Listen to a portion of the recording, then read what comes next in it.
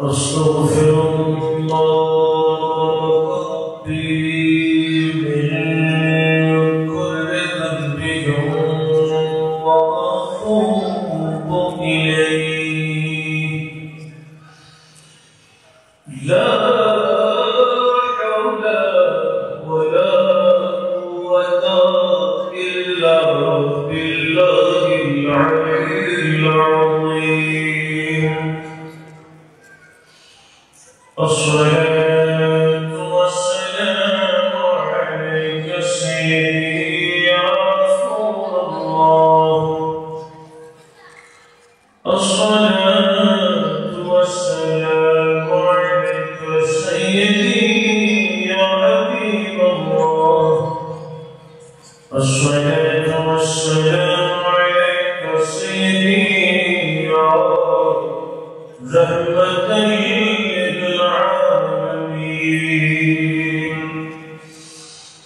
نحمده ونصلي ونسلم على سيدنا ومولانا محمد صلى الله عليه وسلم رسول النبي الأمين المكين الحليم الكريم الرؤوف الرحيم وعلى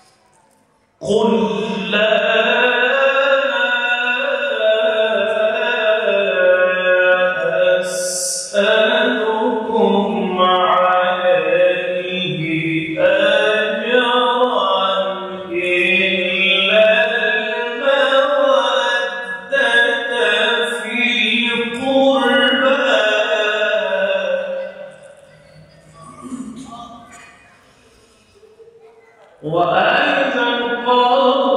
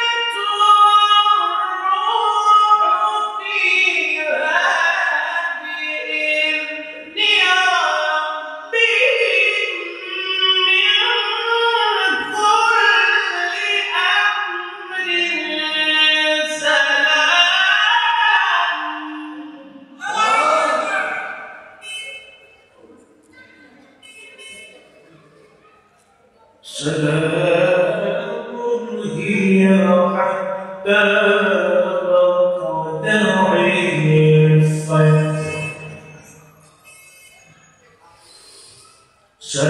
سلام هي حتى مطلع الفجر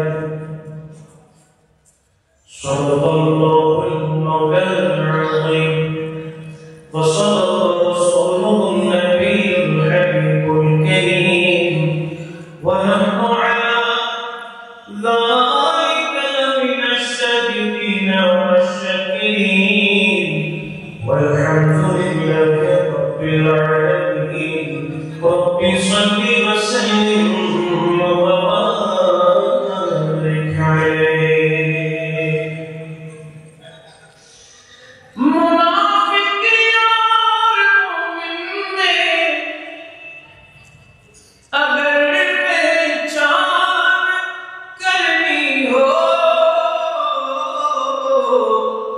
तो लगा मिल के सब नहारा अली मौला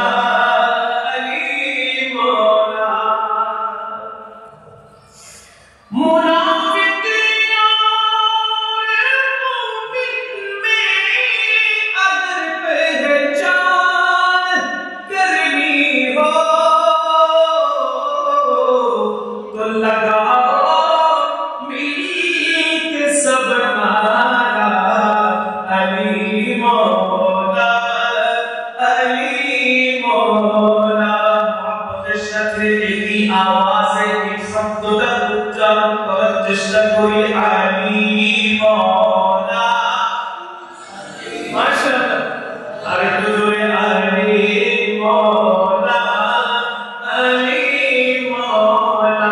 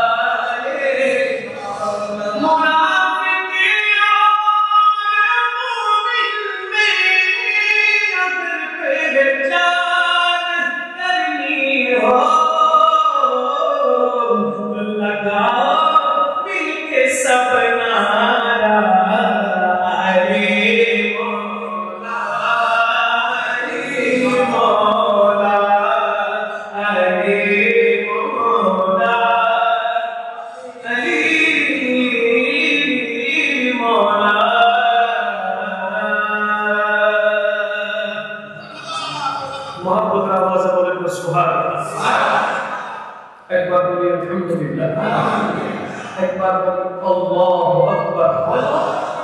এবার দুই হাত উপরে তুলে বলি ইয়া রাসূলুল্লাহ। মাশাআল্লাহ। আরেকটু জোরে, আরেকবার মুহাম্মদে ইয়া রাসূলুল্লাহ। আল্লাহ পাক আমাদের বৈঠককে কবুল করুন, আমাদের সকলের উপস্থিতিকে কবুল করুন, আমাদের দিলের সমস্ত নেক আশাকে আল্লাহ পূরণ করুন।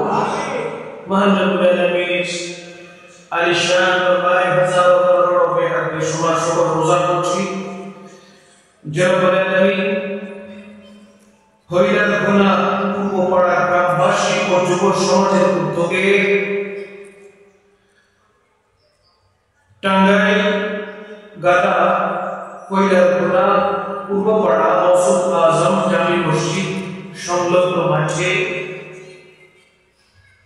আজিমুশান এই নুরানি ওয়াজ মাহফিলের সম্মানিত সভাপতি, সাবেক অধ্যক্ষ, হরের বাড়ি Muslim high school and college গৌসুল আজম জামি মসজিদের এবং সম্মানিত সভাপতি আলহাজ মোহাম্মদ আব্দুল মালিক মাস্টার সাহেব জিদা মজদু, উপস্থিত আজকে মাহফিলের সম্মানিত প্রধান অতিথি বাংলাদেশ জাতীয়তাবাদী দল বিএনপি প্রচার সম্পাদক জনাব আলহাজ সুলতান সালাউদ্দিন টুকু সাহেব, উপস্থিত মাহফিলের সম্মানিত বিশেষ অতিথি জনাব মোহাম্মদ মাহমুদুল হক সালু, সাবেক সদস্য সচিব জেলা বিএনপি টাঙ্গাইল, উপস্থিত সম্মানিত প্রধান টাঙ্গাইল সদর উপজেলা বিএনপি সমাবেশ সভাপতি জনাব মোহাম্মদ আসগর আলী সাহেব, আজকে এই নুরানি মাহফিলের আমন্ত্রিত উলামায়ে কিরাম বিল খুসুস টাঙ্গাইল বিচুলিয়া রয়েছে দরবার শরীফের পীর সাহেব হযরতুল উলামা ইবনে তরিকাত আলহাজ শফি আহমদ আলী সাহেব মুদাশশিরুল আলী, উপস্থিত আজকের এই নুরানি মাজলিসের সম্মানিত অতিথিবৃন্দ, আমন্ত্রিত উলামায়ে কিরাম, উলামায়ে সুন্নাত, সামনে বসা সম্মানিত সামিঈন কিরাম, পর্দার আড়াল থেকে সমন্বিত মুসলিম খাওয়াতির মা বোনেরা, লাউড স্পিকার আওয়াজ যত শোনা যায় যেখান থেকে বসে শুনছেন, সোশ্যাল মিডিয়ার মাধ্যমে যারা দেখছেন, সকলকে জানাচ্ছি অন্তরের অন্তঃস্থল থেকে আন্তরিক শুভেচ্ছা এবং মোবারকবাদ। সাথে সাথে রাসূল করিম সাল্লাল্লাহু তাআলা আলাইহি ওয়াসাল্লামের সুন্নাতকে জিন্দার লক্ষ্যে আল্লাহর পক্ষ থেকে রহমত পাওয়ার আশায় আবারও সশ্রদ্ধ সালাম নিবেদন করছি, জবাবটুকু দিয়ে মাহফিলকে রৌনক এবং অনুসরণ করবেন। আসসালামু আলাইকুম ওয়া রাহমাতুল্লাহি তাআলা ওয়া বারাকাতুহু। সম্মানিত হাজরিন, শুকরগুজার করছি যে আল্লাহ পাক রব্বুল আলামিন আমাদেরকে চট্টগ্রামের মধ্যে যার চাই বাছাই করে তার প্রিয় রাসূল সাল্লাল্লাহু আলাইহি ওয়াসাল্লামের এই পবিত্র মজলিসে জুমার দিনে জুমার নামাজের পর উপস্থিত হওয়ার তৌফিক দান করেছেন। সে রব্বুল ইজ্জতের দরবারে শুকরিয়া আদায় দরকার আছে না? বলেন আলহামদুলিল্লাহ। আমার ডাক্তার সাহেবের শুকরিয়া আদায় করছি, যিনি দাওয়াত করে শুধু চট্টগ্রাম থেকে পর্যন্ত আসার ব্যবস্থা করেছেন। মহান রব্বুল আলামিনের শুকরিয়া আদায় করে আমরা বান্দারা কোনোদিন শেষ করতে পারবো না। যেই সেক্টরে চিন্তা করেন না কেন, প্রত্যেকটা সেক্টরে বান্দা না চাইতেই আল্লাহ পাক অজস্র নিয়ামত বান্দাকে দান করেছেন। চাইলে কি অবস্থা হতো, না চাইতে তিনি এত বড় দয়া করেছেন। অন্য কোন নবীর অন্য কোন রাসূলের উম্মত করে আমাদেরকে দুনিয়ায় পাঠান নাই, বরঞ্চ যিনি সমস্ত নবীদের সরদার, যিনি ইমামুল আম্বিয়া, সেই রাহমাতুল লিল আলামিন সাল্লাল্লাহু আলাইহি ওয়াসাল্লামের উম্মত করে নিয়ে আসার আল্লাহ পাক ব্যবস্থা করে দিয়েছেন। সুবহানাল্লাহ। এরকম বৃষ্টির ফোঁটা, রহমতের ফোঁটা পড়তে থাকবে, আমরা বান্দা হিসেবে নিতে থাকবো। আলা হযরত আজিমুল বরকত নাম শুনেছেন? ফাজল বেরলভী আলাইহি রাহমাত। তিনি কত চমৎকার করে রহমতের বৃষ্টির জন্য আল্লাহ দরবারে ফরিয়াদ করেছেন। আমরা না চাইতে রহমতের বৃষ্টি হচ্ছে, যদিও বা বসতে কষ্ট হচ্ছে, কিন্তু একটু যদি অন্তর থেকে খেয়াল করেন, একটু দিলের চোখ দিয়ে যদি দেখেন, প্রত্যেকটা ফোঁটাই আল্লাহর পক্ষ থেকে রহমত। আলহামদুলিল্লাহ বলেন। আর আল্লাহ কি বলছেন?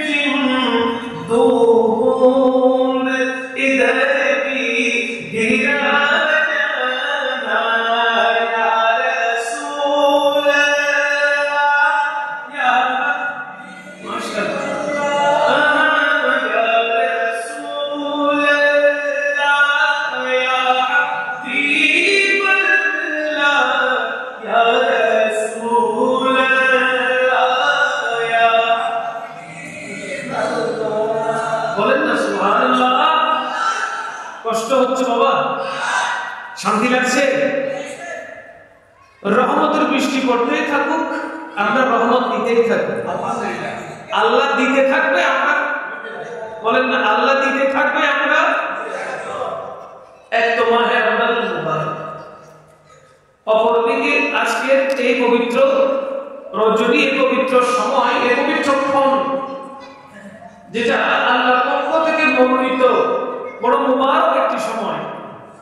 জুমার নামাজ আদায় করে আমরা ঘরে গিয়ে লাঞ্চ করি নাই, মাহে রমজানুল মুবারকের রোজা রেখে আল্লাহ প্রিয় রাসূল সাল্লাল্লাহু আলাইহি ওয়াসাল্লামের সানা খানে শোনার জন্য রহমতের সাইমানের নিচে বসে গেছে। একজনের ইবাদত যদি কবুল হয়, যারা উপস্থিত হয়েছি, একজনের বৈঠক যদি আল্লাহর দরবারে কবুল হয়ে যায়, ওই একজনের ওসিলায় আল্লাহ সুবহানাহু ওয়া তাআলা আমাদের সকলের বৈঠককে কবুল করবেন। বলতে চাচ্ছিলাম, মানুষ লাভে মহাভয়, অলাভে ফলাও কাঁদে নেয় না। যেখানে লাভ মানুষ সেখানে দৌড়ায়, যেখানে ক্ষতি লাভ নাই মানুষ সেখানে যায় না। রাসূল করিম সাল্লাল্লাহু আলাইহি ওয়াসাল্লাম এত দয়া করে, মেহেরবানি করে আমাদেরকে এত রহমত দিয়েছেন, আল্লাহর পক্ষ থেকে যাকে রহমতুল লিল আলামিন করে এই ধরায় প্রেরণ করেছেন, সে নবী কামলিওয়ালা তো জাহানের বাদশা নবী আমাদেরকে এত নিয়ামত দান করেছেন, কোন বিনিময় কি চেয়েছেন? বলেন না, চেয়েছেন? আমরা কেউ যদি কারো উপকার করি, সাথে সাথে বলি কত দিবা, ঠিক কিনা বলেন? কত দিবা, এটা এই কাজটা করে দিব, টাকা কত দিবা? আগে আমরা দরদাম হিসেব করি, উপকার করার আগে চিন্তা করি নিজের লাভের গোড়া জানা নেই। আর আমার রাসূল করিম সাল্লাল্লাহু আলাইহি ওয়াসাল্লাম এত নিয়ামত আমাদেরকে দিয়েছেন, এত নিয়ামতের অংশীদার করেছেন, আল্লাহর পক্ষ থেকে এত নিয়ামত নিয়ে এসেছেন। সেই নবী কামলিওয়ালা আপনার আমার কাছ থেকে কি বিনিময় চেয়েছেন? কিছু কি চেয়েছেন? বলেন না, কিছু কি চেয়েছেন? না, কোনো কিছুই চান নাই। আল্লাহ সুবহানাহু ওয়া তাআলা কোরআন কারীমের মধ্যে ঘোষণা দিচ্ছেন, বিসমিল্লাহির রাহমানির রাহিম, قُلْ لَا أَسْأَلُكُمْ عَلَيْهِ أَجْرًا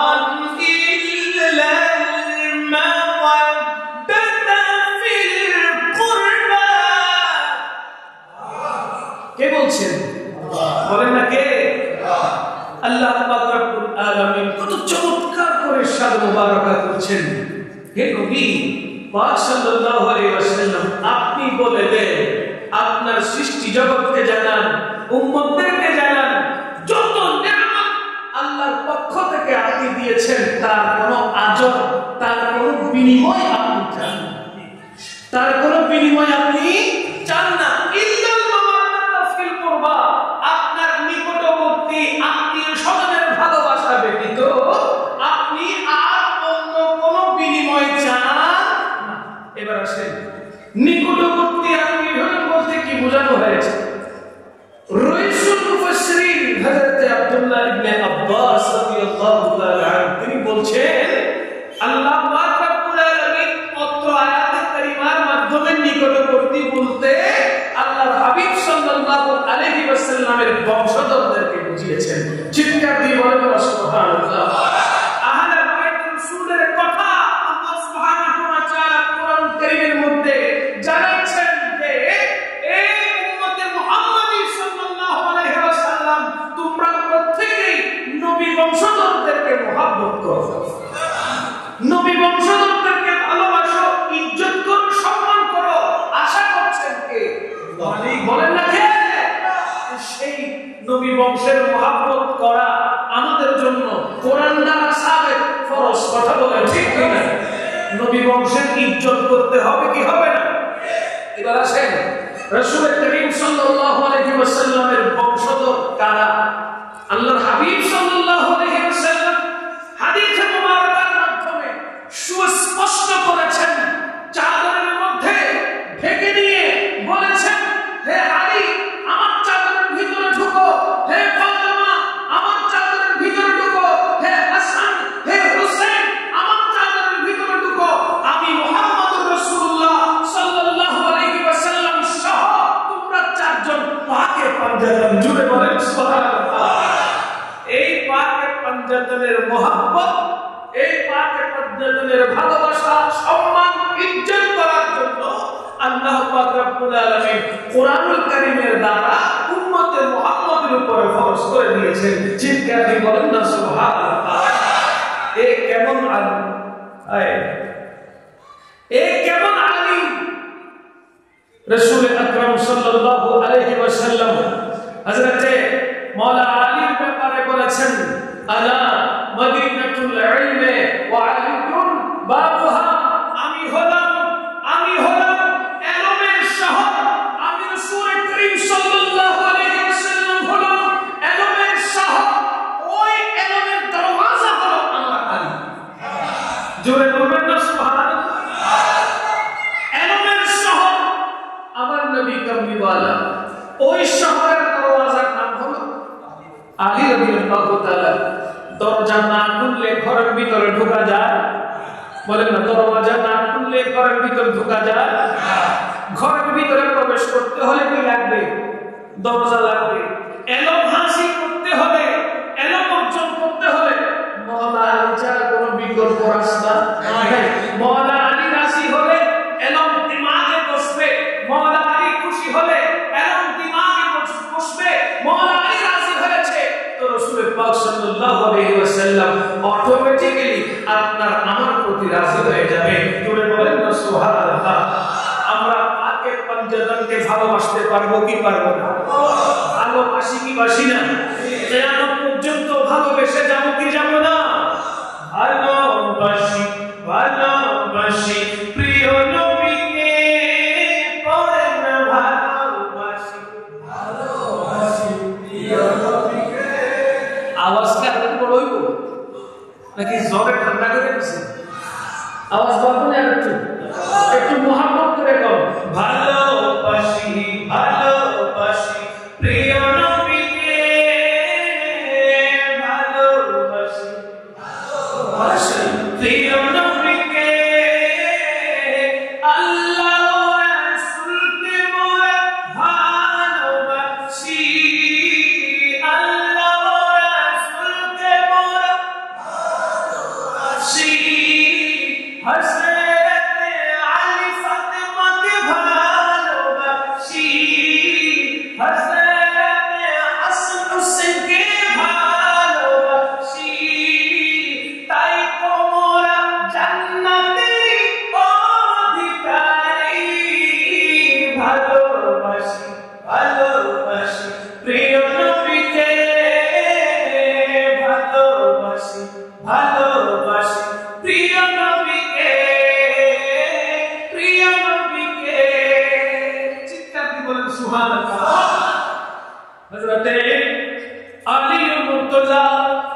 রাদিয়াল্লাহু তাআলা ওনার কাছে এক সাহাবী আসলেন,